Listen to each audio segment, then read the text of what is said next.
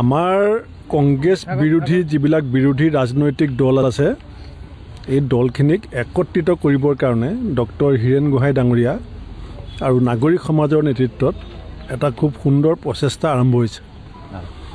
আৰু মই যিটো ফেচবুক আপডেট দিছোঁ তাত আপোনালোকে ঠিকেই চাই আছে, তাত কবিগুৰু ৰবীন্দ্ৰনাথ ঠাকুৰে কৈছে যে যদি তোৰ দাগ চনে কেও না আছে, যদি মানে ইফটো আছে তবে একলা চলৰে, মানে ইফ এণ্ড বাট আছে।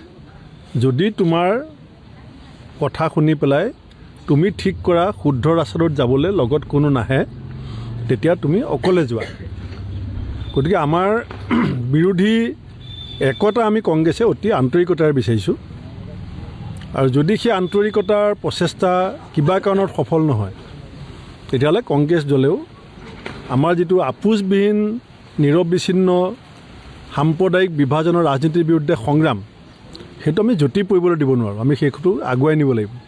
সেইকাৰণে আমাৰ সিদ্ধান্ত হৈছে আমি 126টা সমষ্টিতে আমাৰ দলৰ সংগঠন সুসংগবদ্ধ কৰিবৰ কাৰণে প্ৰচেষ্টা চলাম। আৰু সমান্তৰালভাৱে নাগৰিক সমাজৰ নেতৃত্বত যিটো একতাৰ এটা সিদ্ধান্তৰ কাৰণে পদক্ষেপ লৈছে সেইটোক আমি সম্পূৰ্ণ সহযোগিতা কৰিম আৰু সন্মান জনাইছোঁ। আৰু সেইকাৰণে যদি ভাল হৈ যায় একেলগ হোৱাটো, যদি দাগ চুনি যদি কেও আছে আমি একেলগে যাম, আৰু যদি দাগ চুনি কোনো নাহে আমি অকলে যাম, সেইটো কৈছোঁ। আমাক ডক্টৰ হীৰেণ গোহাঁই ডাঙৰীয়াৰ নেতৃত্বত নাগৰিক সমাজে কৈছে যে যেতিয়ালৈকে আমি বিৰোধী ঐক্যৰ প্ৰচেষ্টাটো পূৰ্ণাংগ ৰূপ দিব নোৱাৰোঁ তেতিয়ালৈকে ৰাজনৈতিক দলবিলাকে এই বিষয়টো সম্পৰ্কত বক্তব্য নাৰাখিলে ভাল হয়।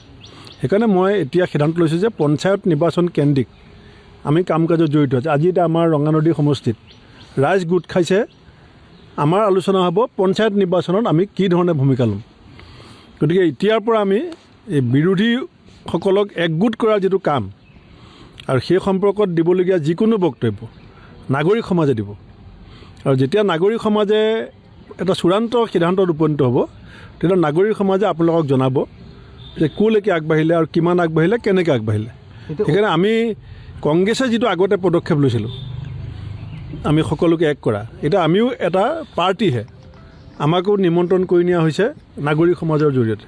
সেইকাৰণে নাগৰিক সমাজৰ যিটো আহ্বান যে আমি এই বিষয়টোত ৰাজহুৱা মঞ্চত আলোচনা কৰি থাকিব নালাগে, সেইকাৰণে আপোনালোকেও বেয়া নাপাব, এই বিষয়টোত মই আৰু বেছি নাপাওঁ। সেইটো আপোনালোকে হীৰেণ গোহাঁই ডাঙৰীয়া, অজিত ভূঞা ডাঙৰীয়া, আমাৰ শান্তনু বৰঠাকুৰ, পৰেশ মালাকাৰ ডাঙৰীয়া, আমাৰ হৰে কৃষ্ণ ডেকা ডাঙৰীয়া, যিসকলে এইটো উদ্যোগ লৈছে তেখেতসকলক সুধিলে ভাল হ'ব।